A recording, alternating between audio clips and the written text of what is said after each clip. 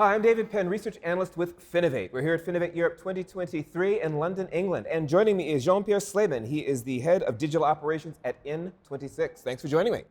Thanks, David. Sure. Let's go ahead and get started. Can you tell us a little bit about yourself and the work you do at N26? Yep, sure. So I'm Head of Digital Operations at N26, as you said, which means I work in the operations department, which includes our customer service in particular, and I support these teams with digital analytics, AI, and automations. Interesting. I'm curious, we've been talking about so many different tech trends here at Finovate this year. I'm curious, what are some of the trends that might have caught your eye?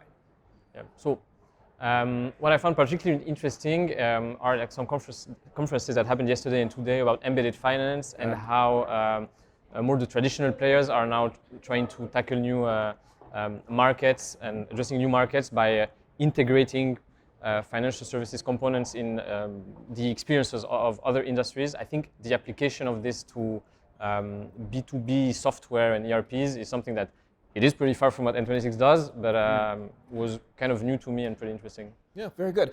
Looking more towards some of the things that N26 does in terms of customer experience and those sorts of things, what are some of the more critical pain points you think that customers are experiencing that you always are trying to work to solve for them? I think overall, financial services are a complex space. It's sometimes difficult for customers to understand how things are happening, why they're paying some fees, and how the processes are working.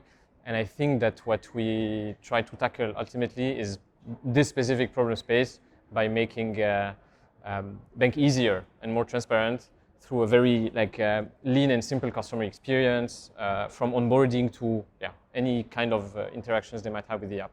Interesting.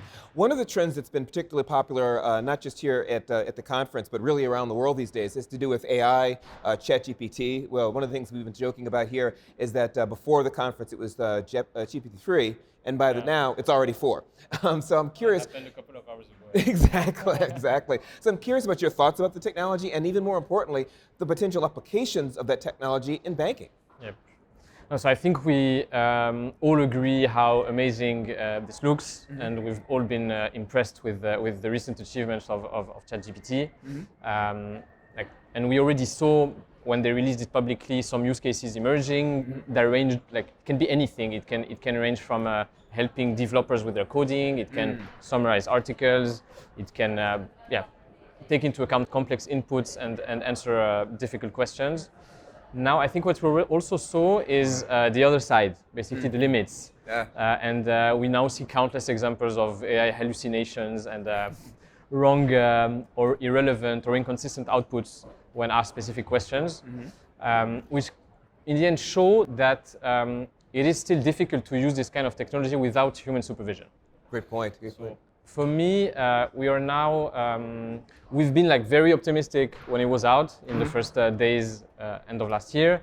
Now in the financial services area, we're pretty pessimistic, and some banks said that they will never use it, and that's out of the question.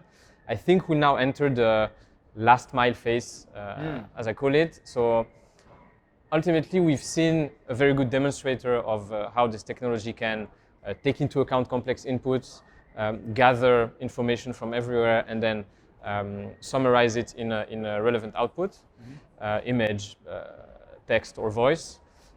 Now is the time when we will need to sit together with financial institutions, with the regulators, with any third party that is interested, and define how we can use maybe some of these components in an accurate and compliant way for our customers or our internal teams. Yeah, it's very interesting that some of the banks have had some different reactions to it. I know some of the banks in Ireland, for example, have prevented folks from using it. Some of the banks in the United States, as a matter of fact, I know JP Morgan, others have said, we're going to hold off on this ChatGPT for now. So very, very interesting. I think the last question I wanted to ask you has to do with customer experience in terms of where it's going, the evolution of customer experience over, say, the next 5 to 10 years. What is it that you either expect or you hope takes place?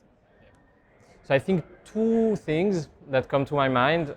The first one is with some of the technologies, for instance, that are emerging with tools or services like ChatGPT, we'll see a second wave of innovation and progress in the conversational AI side, which means that we will be able to understand and tackle more and more complex topics, questions, issues coming from our customers. But at the same time, I think that human will always remain relevant, and human interactions will remain relevant in the financial services industries, because, I mean, as I said, it's a complex problem space, so we will always need to tackle these very ad hoc, specific niche problems that customers have to face. And also because it's the human relationship is very important for commercial purposes, advisory purposes, etc.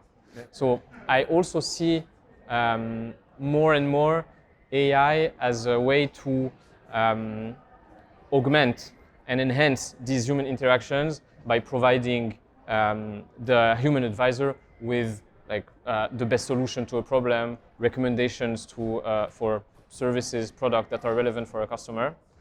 And I think that these two trends will drastically change the way we interact with our customers by, in the end, automating furthermore the interactions that have less added value and trying to make the most out of these human interactions that can lead to added value. Yeah, makes a lot of sense. Well, thank you very much for sharing your insights here with Finovate Europe. We really appreciate it. Thank you, David. Great, thank you. And thank you.